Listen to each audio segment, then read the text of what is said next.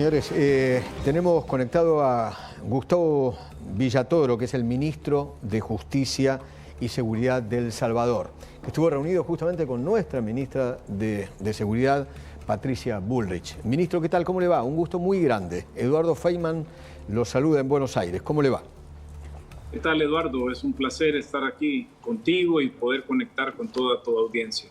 ¿Nos puede contar, en definitiva, cuál fue el acuerdo que firmaron con nuestra ministra de Seguridad? Bueno, básicamente, primero lo importante era que tanto la ministra Bullrich como su comitiva pues, conocieran de primera mano todo lo que hemos realizado en este primer quinquenio del presidente Nayib Bukele, porque en definitiva muchas de las cosas que nosotros logramos decodificar acá de estos perversos que nos contaminaron con leyes inservibles para que nunca un Estado le ganara la guerra al crimen organizado,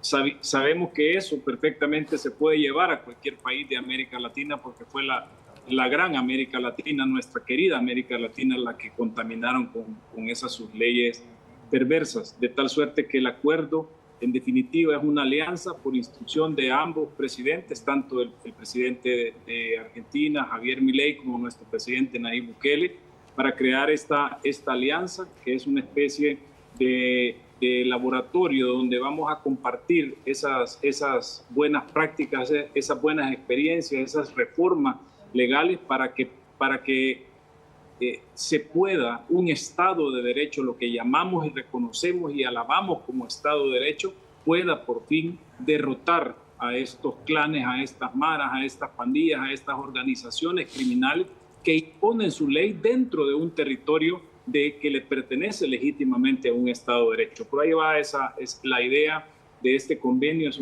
con bastante intercambio de experiencias, pero también con resultados tangibles para que puedan ser aplicados en nuestros países, porque siempre es importante conocer la maldad. Sabemos que ellos aplican muchas cosas, nuestras pandillas, aplican muchas cosas que también los clanes o los narcoterroristas ahí en Argentina están utilizando, y de esa suerte pues es como una reunión de gigantes para poder enfrentar el crimen organizado de mejor manera. Ministro, ¿a qué llaman ustedes el modelo Bukele?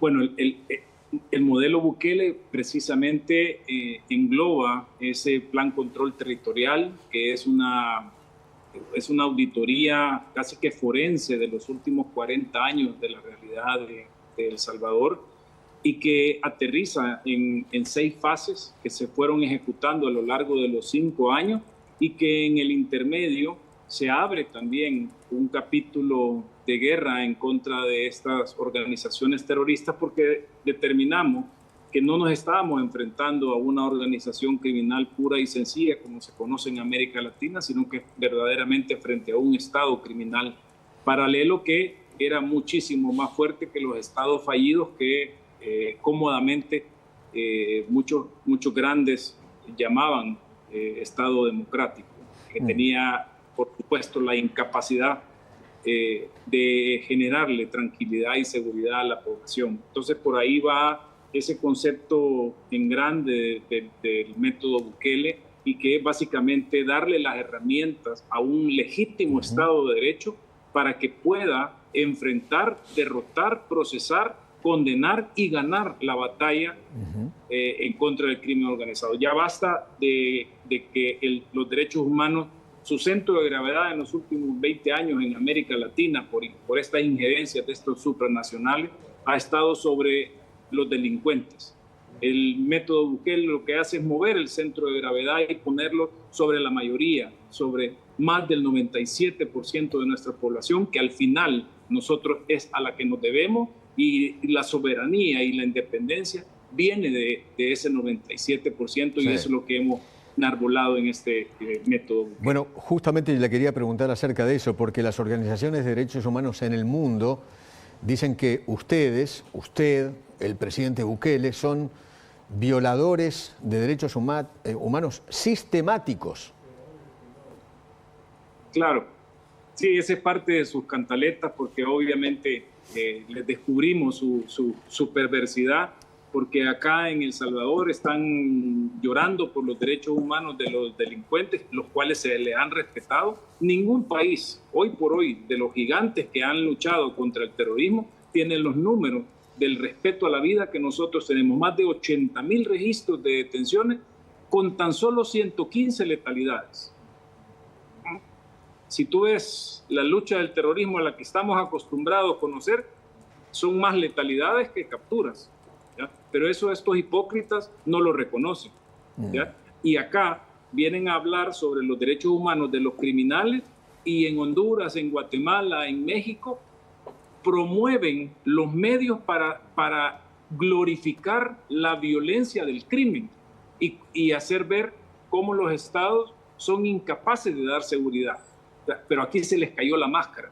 Aquí tuvieron que enfrentarse a su realidad y plantearle a los salvadoreños que ellos no están enamorados de nosotros los buenos, ellos están enamorados de los criminales, ¿ya? Y ahí es donde viene la valentía y la firmeza del presidente Nayib Bukele de enfrentar, de encarar a estos satélites de criminales, ¿ya? Y abiertamente, él les dijo, denme una solución mejor y les prometo que la voy a aplicar. Pero nunca dieron una solución. Incluso les ofrecimos al 2x1 todos esos pandilleros que si tanto los quieren que manden los aviones y que se los lleven. Esto es un poco esa soberanía y esa independencia que tanta falta nos hizo en los últimos 40 años, empezando por nuestra guerra civil, que ni siquiera fue por problemas de salvadoreños, porque dos grandes potencias cobardes no tenían el valor de enfrentarse cara a cara y decidieron escoger varios países de América Latina para matar. Claro, la sangre la pusimos nosotros, los muertos también, y todavía estamos pagando herencia de esos préstamos, de todo ese montón de armas que nos mandaron. Ministro, tal suerte, mande. Usted sabe que, bueno, obviamente las imágenes que nosotros estamos mostrando en estos momentos del SECOT, del famoso SECOT, ¿no? Esta cárcel monumental que ustedes tienen, ¿no? Con todos estos criminales de las maras, esas imágenes dieron la vuelta al mundo, ¿no? E impresionaron a más de uno. Y justamente las organizaciones de derechos humanos decían, aquí se están violando sistemáticamente los derechos humanos de estos hombres, ¿no? ¿Qué sienten ustedes cuando se dice eso, ¿no? A raíz de estas imágenes? Bueno, fíjate que lo importante acá, más allá de lo que nosotros sintamos, porque nuestro deber es trabajar en base a la ley con respecto a la Constitución, leyes secundarias. Lo cierto es que es el salvadoreño el que habla. Para muchos salvadoreños, el SECOT es el monumento a la justicia jamás construido en este país, casi ya con 202 años de independencia. Es decir, creo que uno de los grandes errores de los 6 gobiernos anteriores fue estar escuchando a estos perversos globalistas y hacer cumplir al pie de la letra lo que ellos decían, pero son distorsiones del sentido común. Ya hay mucho del éxito del presidente Nayib Bukele, es una gobernanza de sentido común, donde obviamente no vamos a actuar como ciudadanos, porque ¿qué te imaginas que quiere un salvadoreño al ver a toda esta cantidad de asesinos seriales en una cárcel? ¿Tú crees que el salvadoreño quiere que lo alimentemos hasta que se muera? El Salvador era un país invivible, ¿no? Con las maras sueltas, ¿no? Completamente, como te digo, era realmente un estado criminal paralelo. Imagínate, ellos tenían más del 85% del control del territorio salvadoreño. Tenían más de 6 millones de salvadoreños sometidos dentro de ese territorio. Ellos eran los que impartían justicia, tenían sus mecanismos de recaudación y de postre tenían su ejército de matones que eran los que se encargaban de ejecutar salvajemente a los hermanos salvadoreños. Pero ahí es donde nosotros entendimos, esperen, esto ya no es una simple organización criminal a la que nos enfrentamos. Esto es realmente un estado criminal paralelo que obviamente genera su crecimiento exponencial en el 2012, cuando un presidente del gobierno del FMLN decide hacer una tregua que tácitamente fue un reconocimiento a ese estado criminal. Ministro, ¿usted cree que este método Bukele puede traerse aquí a la República Argentina? ¿De eso hablaron con la ministra Bullrich? que fíjate que el método Bukele como tal lo que tiene es toda esa decodificación de todas esas leyes perversas. Por eso es que nosotros estamos seguros que se puede, porque lo que nosotros hicimos fue decodificar. Y recuérdate que nosotros somos un país pequeño, con nuestro mayor recurso natural es nuestra mano de obra. ¿Ya? Obviamente esa contaminación no estaba dirigida hacia nosotros. Sin embargo, por ser parte de América Latina, cayó también sobre nosotros. Pero esto estaba para que ningún país de América Latina fuera una potencia mundial. ¿Ah? Y no hay que tener tanta magia. Mírate lo que hicieron en África hace más de 6 décadas. Igual, países ricos con recursos naturales, no te explicas cómo un país africano no es una potencia mundial y cómo lo contaminaron, con inseguridad y corrupción. Por eso es que, es decir, esta decodificación o esta ingeniería inversa de estos perversos últimos 40 años es lo que perfectamente se puede hacer. No es un tema es un tema más bien de dialogar, de entender lo que nosotros hicimos, de consumir lo que se puede hacer, pero en términos generales, macros, es perfectamente viable porque eso es con lo que está contaminado, desgraciadamente, toda nuestra querida América Latina. Sí. Sí. Ministro, buenas tardes.